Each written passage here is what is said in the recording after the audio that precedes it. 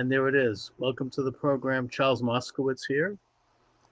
And off we go.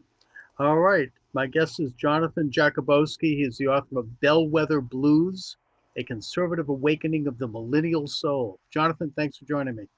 Thanks, Charles. Really glad to be back on your show. Great. Now, listen, your book is about really a personal, person to person process of talking with liberals, millennial liberals in particular, like yourself. Or not that you're liberal, but you know what I mean. um, and reaching them and conversing with them and trying to bridge this gap and this separation that's developed, particularly over the past several years.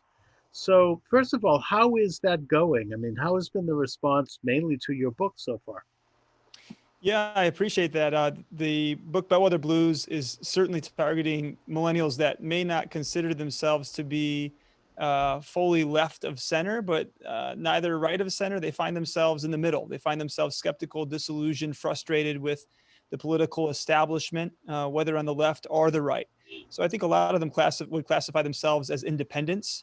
Even though most of their education and most of their historicity comes from a left of center vantage point. And particularly, I'm looking at millennials in swing counties throughout mainland America, different from the coast, which, California millennials and New York millennials are going to be different from Ohio millennials. And I think that that's just naturally known given the history and circumstances. And we're speaking in large generalizations. But I would say how is it going is to be determined.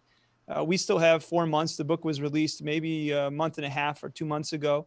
And I've received pretty amazing feedback, Charles. A lot of people have interviewed me and have remarked how it's influenced their approach to conversation and the recognition that a kind word is going to go a lot further than a criticism or a critique to somebody that, maybe you don't have the currency of trust with. So far, it seems like the message has been positively received. I just saw an amazing tweet before coming on with you, which speculated that due to the pandemic and the possibility that colleges are going to be shut down in the fall, that's going to bode very well for President Trump's reelection because you have the middle American swing states like Ohio, like Michigan, Wisconsin, New Hampshire, for that matter, Pennsylvania, where hundreds of thousands of college students who would otherwise vote liberal are going to be at home. And so, right, that's going to mean that the people of those states who may not be so liberal are going to be voting. Um, but I guess I think that, I mean, by conventional wisdom, President Trump should be very popular among millennials. You have people who are graduating college and who want to get into a profession or want to get a good job or who want to be independent and maybe not pay as much taxes out of their returns as they might otherwise have to pay. Those are the people that I would think would make up President Trump's base, and yet I'm not sure that is the case. So, what would be your pitch to them and your suggestion? Well, the first thing I say, what you noted about college students not being on campus, I think could have a potential impact, especially in counties like Wood County. One of the four primary demographics that makes Wood County swing is Bowling Green State University. And 08, 12, and 16, it pretty much stayed the same. It was 80-20, the Democratic candidate to the Republican candidate. Whether that was Obama or Clinton, it pretty much stayed the same. So there's a lot to say about millennials and, well, in this case, Gen Z mostly. Millennials are now aged 24 to 39. So a lot of my generation has graduated college and is moving into life where we're having jobs and we're having kids and raising families, or, fitting the stereotypical millennial that a lot of people talk about, staying in our parents' basements. It just depends upon the millennial, I suppose. Mhm. Nonetheless, a lot of millennials have exited the campus scene. But with Gen Z, I think the trend probably stays pretty similar. And if you're a Democratic operation, you're likely to want to go to campus to try to find a lot of votes. And with many campuses being closed, what's the strategy? I don't know, but I do think that it would likely be more favorable if would be less Democrats registering voters on campuses. I would Mhm. assume. Now, the second question is a more important one, but it looks like you were going to say something before I answer No, that. no, go ahead. Yeah, the second question is a real challenging one. And to your point, I think the tenets of conservatism best communicated can resonate with the millennial generation. As the millennial generation is growing and as we're becoming more mature and having more to consider when it comes to the base of responsibility, paying taxes, having children, all of these things, the conservative message is particularly a message that I think resonates with that demographic, or should resonate with that demographic. I think the biggest challenge that conservatives face is how they communicate it. And I think for a long time, it has been miscommunicated. We talk about it from the angle of reducing taxes for the wealthy business owner, and most millennials aren't going to care about the wealthy business owner. The reason why many millennials are attracted to socialism is because it sounds like it reaches out to the least of these. It sounds like it reaches out to the poor. A lot of millennials have pretty big hearts and will make sacrifices in their careers to take lower paying jobs because they believe it's a cause that's worth fighting for. Well, I think messaging politically, we need to be more effective at communicating why free enterprise specifically can help raise up the single mom in the inner city with a few kids who never graduated, never had the chance to go to college, but now she's broken through that barrier and her kids no longer have to be tied to multi-generational poverty. That's not going to happen in Venezuela with a socialist regime. So we have to be effective at communicating both freedom, which is tied largely to free enterprise, tied largely to rule of law, tied freedom to compassion. And if we can bring those two things together, I think that message will be much more well received amongst the millennial generation. No, I think you make the case very well. Now, Jonathan, also, I read a poll recently that indicates that college age students are actually moving more to the left in terms of the issues that they embrace: open borders, defunding the police, institutional racism as a fact in this country, other sort of, you know, kind of talking points. I don't want to call it that, but positions of the left. What do you make of that? Do you think that's true? How do we counter it? Well, I think it reflects the broader trend that's happening in our nation, where there's a bigger divide than ever before. I think that the divide separating the chasm, separating the right and the left, is the largest that it's ever been. Maybe back to the 1850s when we saw a chasm that separated the nation so much. That was slavery. Today, it's left and right. And as the left goes further and it's institutionalized in the universities and in the media, certainly there are going to be disciples that are in those locations who are buying hook, line, and sinker the arguments that are being made and following those trends. And then there are a lot of individuals who maybe haven't bought fully into leftism, but they see a tie to this element of compassion and this vision of compassion. And therefore, even though they only have surface level knowledge, they kind of go with that issue or trend. Where I would push back against that is I think there are less, and this is Gen Z we're talking about. Now, my focus in Bellwether Blues was the millennials, and Mm-hmm. specifically millennials in mainland America who are now graduating college and maybe a little bit outside of that framework. And are there millennials that are following that trend with movements like the Black Lives Matter? You better believe it. There's a lot of millennials that are following those trends, and a lot of millennials tied to specific causes. But I don't believe that means that their soul is entirely placed in the leftist regime, that they're not winnable. I don't believe that at all. I think that there's a lot of millennials that, in spite of maybe they're tied to the cause of fighting against racism, they're still incredibly winnable when it comes to a broader platform of understanding what principles will be the most winsome for their future. And I think it takes conservatives that are gifted and skilled in critical conversations and crucial conversations to help them see why those causes, why having a strong and robust police force is probably the most anti-racist thing you could do. It helps to support innocent victims in inner cities. So once again, it's this tying of compassion with freedom that I think resonates with millennials who have expressed a tremendous deal of skepticism to politicians of all stripes and of all kinds, left and right. And yeah, I think we can make the case that the right, the conservative movement, is actually less racist in the real sense, as opposed to some kind of utopian fuzzy sense. Right. And we can do that by pointing to the disastrous results of liberal programs Mm. and what it's meant to the black community going back to the 1960s. And I think that's very important. But on a practical matter, you have young people graduating college, going into a world that the left, the liberal Democrats, hold the high ground in the professions, in the corporations.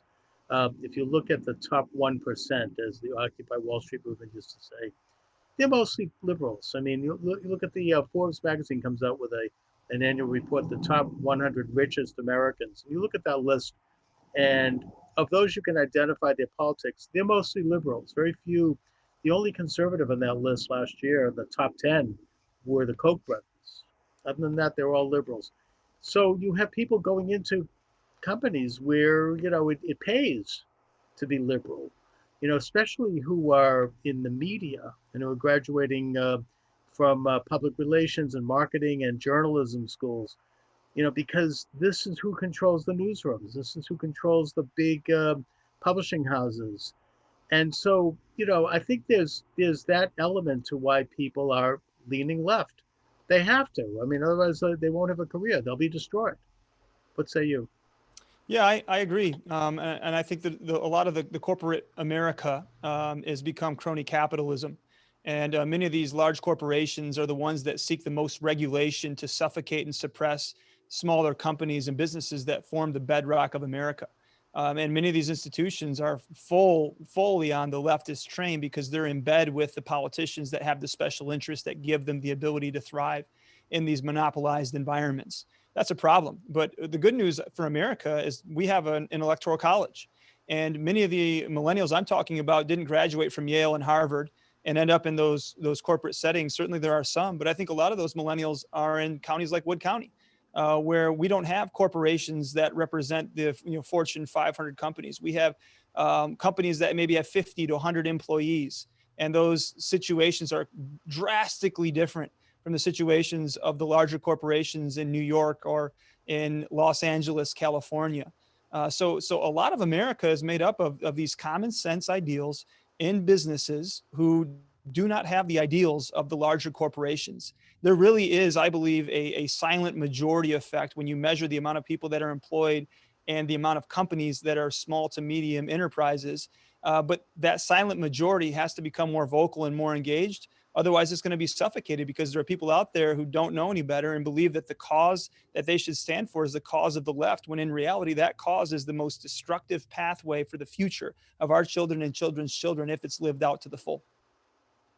No, I think that is the demographic that tends to be more conservative, or tends to lean center to center right.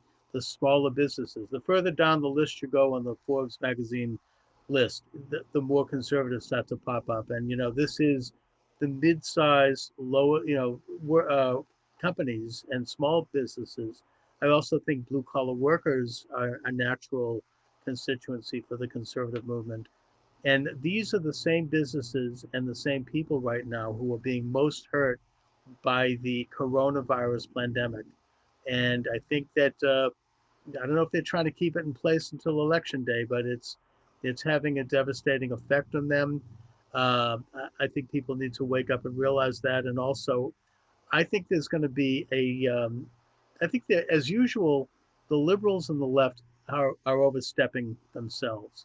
With these riots in inner cities, where they're looting black businesses, killing black people, burning black buildings, and with their defunding police, which is resulting in more violence in cities, primarily against black people. I think they're overstepping themselves again. What do you think? I agree. And it's the tendency of the left. I mean, that's the whole critique of their abandonment of classical liberalism. Would they have stayed in the lane of the Democrats maybe in the 1980s? They probably would have already won a large majority of the millennial vote in America, and these voters wouldn't be in this position of skepticism and having the blues. But because they've gone so far left and they're not going to stop, it's going to continue to go. They have now created what I believe to be maybe the most consequential election of my lifetime. And Oh yeah, it's not because I'm absolutely. suggesting that this is a great opportunity for the flourishing of conservative ideals. I think what I'm looking at is if the Dems own the House, the Senate, and the presidency, you're going to see 22 million illegal immigrants with legal voting rights. You're going to see the passage of the Green New Deal and $93 trillion of costs, which will lead to the rise of taxation back to the levels that were in the Great Society of the 60s, 60, 65, 70% marginal taxation rates, the suppression of small businesses, the increase of crony capitalism, abortion to birth. You're going to see all sorts of things. That's just the beginning of the list that will devastate America. And this Constitution behind me, this 4,400 word document, is going to be absolutely trampled upon. That's the message that I think has to be communicated to millennials who really aren't sold out in either direction, who are languishing in the middle.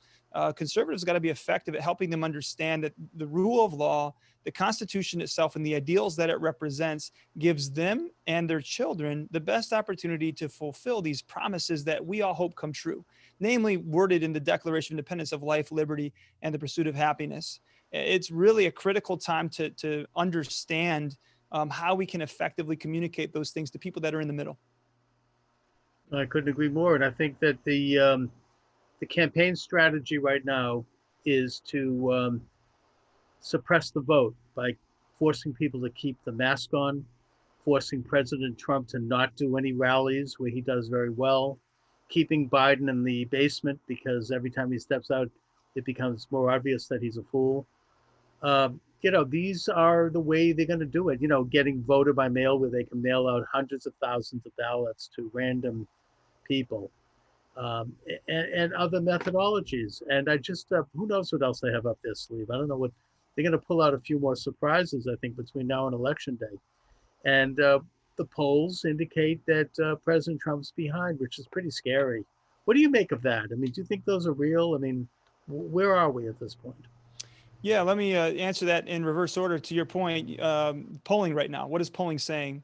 Your polling's got some accuracy to it, but I mean, how can we count and trust the polls that are existent today when they're the same as they were in 16? What has changed? What has changed at all from the strategies that they used and the numbers that were used previously? I can't trust polling. I talk about it in Chapter 8 of Bellwether Blues. And in our county, we have a blue vote, a blue collar vote that represents the perimeter of our county. And that was the primary demographic that caused Wood County to swing from 12 to 16. And when I talk to those blue collar voters, what I found is that many of them do not answer the pollsters correctly. They lie to them intentionally. They don't want the pollsters to know who they're voting for or what they represent because they're concerned about maybe their paycheck, maybe what other people will think. Maybe they're mad, in some cases very angry at the pollsters for what they've said. So there's a whole bunch of people out there that aren't engaging these polls honestly, number one. Number two, usually when it comes from the big press, the fake news media, there's going to be some angle that they have. And how can you trust the angle and the bias when we've seen it over and over and over again? They desire the result of the poll to be a certain way. So the manipulation at the front end of it is probably going to lead them to certain results. So I say all that to first cast doubt on what polls say today. The other thing I'll say is we have 4 months until the election, which is almost a lifetime in politics. There's many things that can happen, as we've seen in 2020. The year 2020 has been just unbelievable. There's a lot that's going to happen between now and then that I think will affect the persuasions of voters. And then the final thing I'll say is it is important for conservatives, for leaders that are in the Trump campaign to look at those polls and take an honest assessment of what they can do to have improvements with the demographics where they're struggling the most. Because there's some truth to any poll that's out there. There is some truth, even though my point number one, I still hold on to that fact. There's truth to look at with some of the demographics he's struggling with. And one of the things that I would say that's going to be really challenging for any candidate, especially in this presidential season, there's a lot of senators up for elections and members of Congress, obviously. The thing that they have to balance is how they can communicate the need for freedom for the small business owner or the employees in places throughout the country where they no longer have employment because of the coronavirus. How can they communicate that need for freedom with the vision of being safe? Because there's a lot of people that are scared out of their minds as it relates to what COVID-19 has done. There's a lot of people that have maybe lost relatives or friends who are older in age. And there's a lot of concern out there. And I think matching those two things, threading the needle to demonstrate and communicate a focus on concern with the need to be free, if done effectively, I think they can win over the voters that maybe are kind of finding themselves in a position of uncertainty. Very well put. And I also think that two recent polls, the Rasmussen and a one done by Fox News, do show that President Trump is starting to close the gap. And it may be noted that there's a lot of African Americans running for Congress this year, the majority of whom are Republicans. The Republicans generally have more energy and more drive as candidates for Congress than the Democrats, who seem to be almost moribund. They're just, and they're only talking to each other. And I'm not here including the hard blue states like my own state of Massachusetts. That's forget that. We're talking about the vast majority You're a of the lone state. voice out there, huh? Yeah, I mean that's a given. Although you never even know here. Who knows? I mean, there's nobody major coming up. But I don't care about Massachusetts. We're looking. I'm more interested in Ohio, Pennsylvania, Michigan. Those are the states that matter. And I think in those states, the Republicans are much more vigorous, much more energetic. And I think that there's a possibility that President Trump is going to expand his margins, even in the blue states, and that the Republicans are poised to take back the House, which would be huge. It would affect a whole generation going forward. I mean, that would be a beautiful thing to see. Well, I think there is a possibility of that, and a lot of it depends upon how well it's communicated by individuals that are at home having conversations on their sofas with their neighbors, with their nieces and nephews and their grandchildren. These conversations are critical, and that's the primary thing that's left out of most of the advice I've seen or most of the books that I've read. And it's because the two things you can't talk about at your dinner table are religion and politics. I disagree. These things affect our lives more than anything else. These are the things we must discuss. We must engage on. And the discourse, I think, needs to become, we need to be better at it. We need to be more polished. We need to be more compassionate in how we describe these ideals and these principles. And that's really why I set out to write Bellwether Blues. After I learned from the 7 stories of these individuals who changed their votes from Obama to Trump, what I saw in them was this ability to learn from mentors who cared about them, who wanted to step in and who wanted to talk about issues that mattered in their lives. And when they tied those two things together, it really changed the way that they approached the ballot box.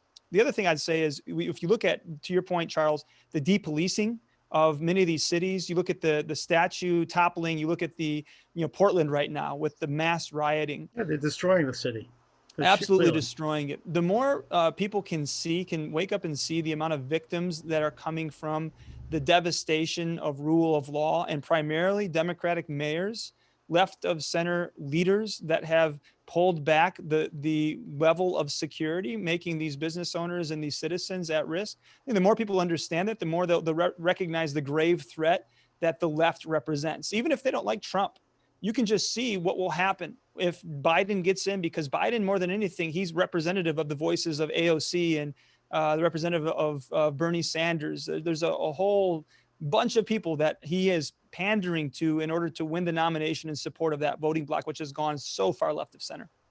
Right. And given the fact that he obviously is impaired, those are the people that are going to be running the administration.